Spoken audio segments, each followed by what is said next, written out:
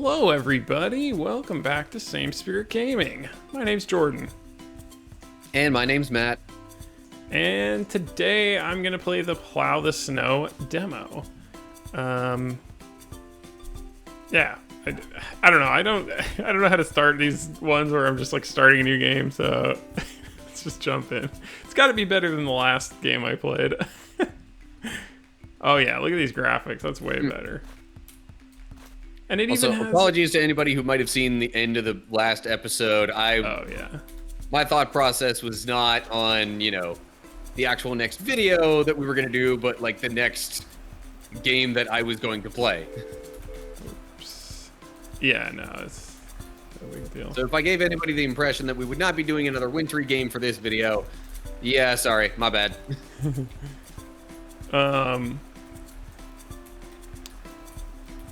Yeah, no worries. This actually gives, like, controls at the top right. It's amazing. Awesome.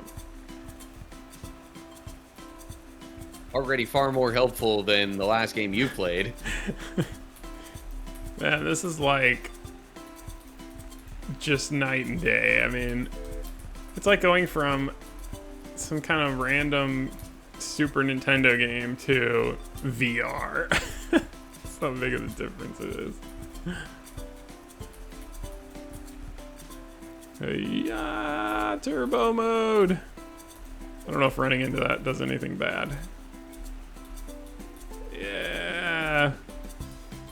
So I'm seeing in the bottom left, there's like almost a plow status thing. Okay, so I can damage my rig.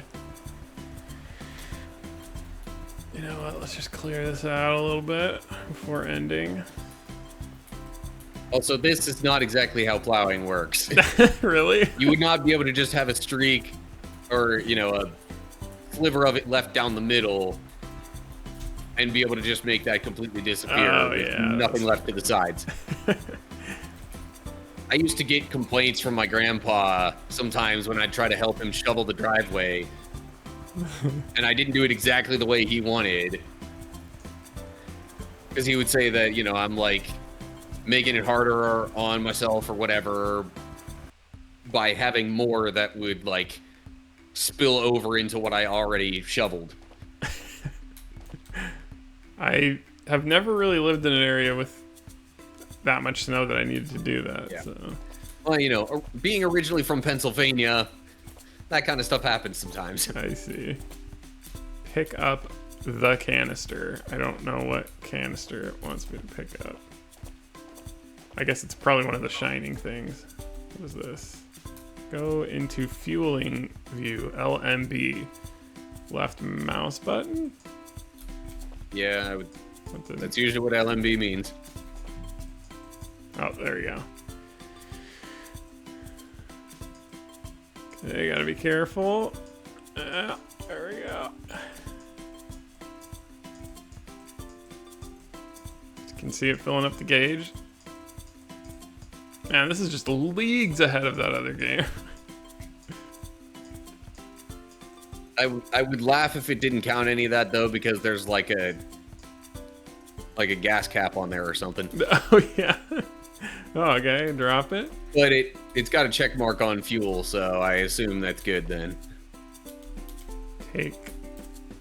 Unscrew the bolts. Okay. Remove old wheel. Right mouse button. Okay. Pick up new wheel. Man, this is pretty in depth. This is like a whole simulator. Yeah. Game. I was about to say, this is more like Snowplow Simulator. Whoops. Okay. I mean, should I replace all of them? They look okay. Normally you would think so, but also, like, yeah. Whoa. Fluffer. All right, let's do the park.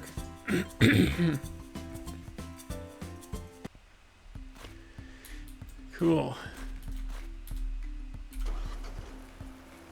Lower the plow, clear the snow. Here we go. I find it interesting that it does like a car horn kind of thing. Yeah. Kind of sound when you bump into something. Oh, you have to clear under the benches. All right, let's see. Take out the shovel, clear the snow. Dang.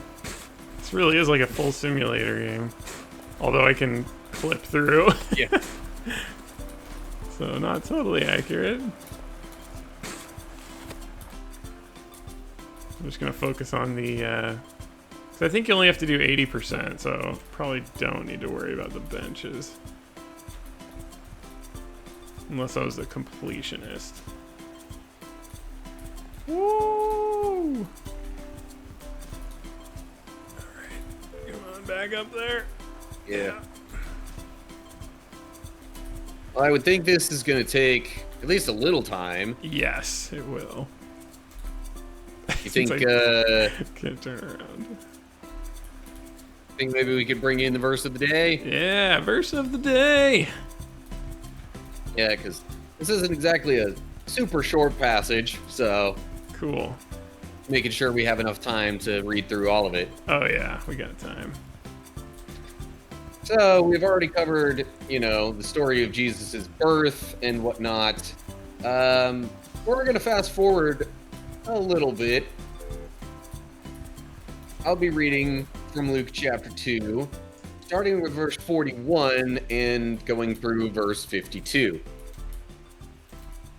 So this is a little bit later in Jesus' life. It's not really stated. Well, actually, it does state how old he is. Never mind. I'll stop trying to give context before I misspeak once more. So, anyway. Here we go. Luke chapter 2, verse 41. Every year, Jesus' parents went to Jerusalem for the festival of the Passover. When he was 12 years old, they went up to the festival according to the custom. After the festival was over, while his parents were returning home, the boy Jesus stayed behind in Jerusalem, but they were unaware of it. Thinking he was in their company, they traveled on for a day. Then they began looking for him among their relatives and friends. When they did not find him, they went back to Jerusalem to look for him. After 3 days, they found him in the temple courts, sitting among the teachers, listening to them and asking them questions. Everyone who heard him was amazed at his understanding and his answers. When his parents saw him, they were astonished. His mother said to him, "Son, why have you treated us like this? Your father and I have been anxiously searching for you." "Why were you searching for me?" he asked. "Didn't you know I had to be in my father's house?" But they did not understand what he was saying to them. Then he went down to Nazareth with them and was obedient to them. But his mother treasured all these things in her heart. And Jesus grew in wisdom and stature and in favor with God and man. So, Nice. Jesus, arguably causing a little bit of trouble, but only, I guess, because he did something his parents weren't expecting. Yeah.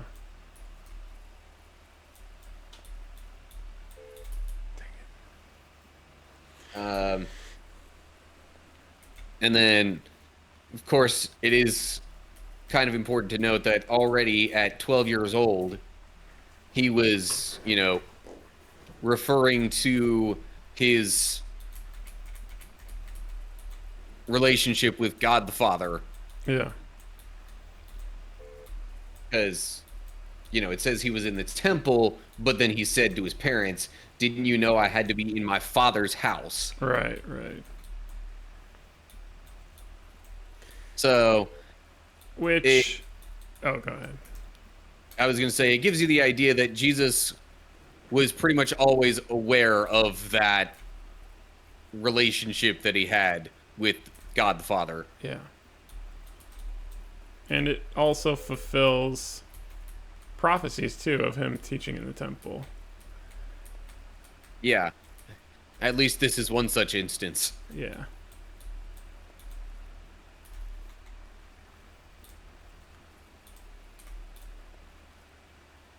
So it says I'm out of gas, and oh, okay, I thought the snowplow was smoking, but it was just the snow. Never mind. Let's go ahead and. Oh, that was all. That was the demo. So let me just. I'll just snowplow a little bit more so we can discuss. And oh, never mind. It's kind of continuing because all my tires are still damaged. Unscrew the bolts. Yeah. So, Jordan, did you have any particular thoughts? Yeah. About Bible verses. So, basically, I just want to say that like all the. This is kind of why it's important to know the Old Testament in addition to the New Testament, because the Old Testament foreshadows and the New Testament fulfills. So there's like all these kind of prophecies and foreshadowing and stuff.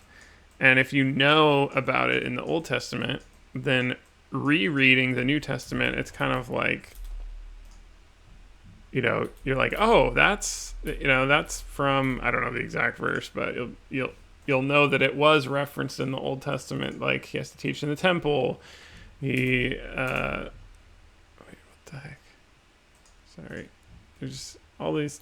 Okay, it's green. Yeah, there's all these different things, and so, like when I was growing up, I just thought, you know, the New Testament is the most important, so I'm just going to worry about that. And like, I don't really need to worry about the Old Testament. But now after reading everything, it really does help and give some context. So if you're, I mean, I think the New Testament is a good place to start, of course. Like if you have no like intro to the Bible at all, I think it's better to start with the New Testament. But if you've never, if you know about the New Testament and haven't read the Old, I think it's just, I highly recommend it, I guess. Yeah. They both can give greater insight into each other. Yeah. Because, yeah, like if you know more about the New Testament, then you can read stuff from the Old Testament and be like, hey, that sounds kind of like Jesus. Or even like there are Old Testament passages directly quoted by Jesus and Paul and others in the New Testament. Yeah, exactly. And you can, I mean, many Bibles have footnotes and that kind of stuff, but I don't know. I discovered a lot when I went through the Old Testament. So it was just, yeah, that's all I wanted to say. Yeah. Very good passage, and like I don't know how I would react in their situation either. Like it's pretty natural for them to just be confused, and they're probably like looking for their son, and it's like, what's going on? Yeah. It almost makes me wonder if this situation with Jesus kind of resembles something that happened with me and my family. Oh yeah. So when I was little, when I was little, like really little, my family went to a certain park. For those of you who might not be aware, there is actually a, Sesame Street themed amusement park that exists out there. I did not know that. It is called Sesame Place. But, yeah, one time my family and I went there. We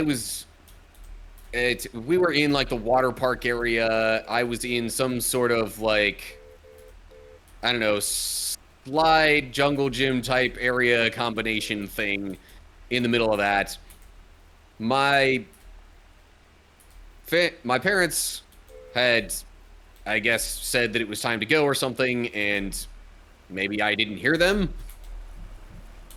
Yeah. Whatever it is, something happened to where my parents and the rest of my family started, leaving without me. where I just stayed in that like particular section of the water park. Wow. And then after a little while, they come back to me, and of course, parents are just worried like crazy that I had gotten lost or something like that had happened to me. Yeah. But it was like, in my mind, I was right where they had left me. They should have known that that was where I was. I was definitely not 12. I was maybe at most, I'm thinking 5-ish at the time. Wow. That's pretty young, yeah. Very young. But you did not end up teaching in the temple, I assume. No, there was no temple in the midst of Sesame Place. And I was also not that far along in my understanding of really much of anything, but especially not God or the Bible. Yeah. Yeah. Well, thank you for the creators of this game. It actually does look pretty good. Pretty close to an actual simulator game, and much better than the other game I was playing, which I've already said multiple times, but I need to emphasize that. And then after today, we're going to be moving on to more normal playthroughs instead of all these like one-offs. Well, I guess Matt didn't do a one-off, but we'll actually do full playthroughs of games again. And yeah, thank you for joining us for this wintry kind of detour. It was fun. Yeah. I think next year I will just get like an actual winter game, and so I don't have to do all these weird Steam games. Yeah. And maybe I'll have to, save further progress on SSX. Oh, yeah. I don't know. I currently don't have any other wintry games lined up. Yeah, that's true. Well, we'll see what happens. Yeah, we've got a whole year. Yeah, and you're getting, Game Pass Lite or whatever that is. So who knows? Maybe something will be on there. Or maybe you've already been converted to it. I don't know how it works, but yeah. Anyway, thank you for watching. Right. Subscribe if you don't mind. We'd really appreciate it, and we'll see you next time. All right. Bye, everybody. Bye.